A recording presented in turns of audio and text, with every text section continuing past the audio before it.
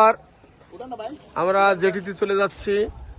এই যে রওনেজ হাফিজ সাহেব, আলমগীর সাহেব, এইসব আমরা আবার চলে যাচ্ছি আর এক উদ্দেশ্যে, আর এক জায়গাতে।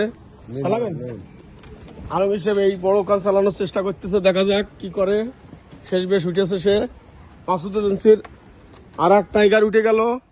এখন দুই টাইগার গাড়ি নিয়ে রওনা দিচ্ছে। দুই টাইগার বনে তাজা টাইগার।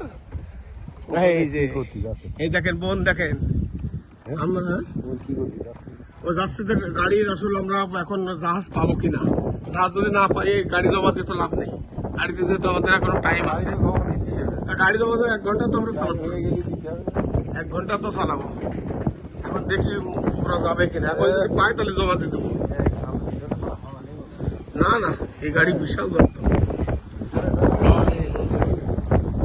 এই যে আলমগীর সাহেব চালাচ্ছে।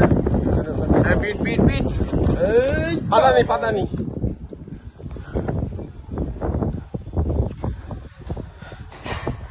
হ্যাঁ, সোজা নামাই দিয়েন না নদীর মধ্যে। এই যদি নামাই দিলি সোজা হারাই যাবো আমরা।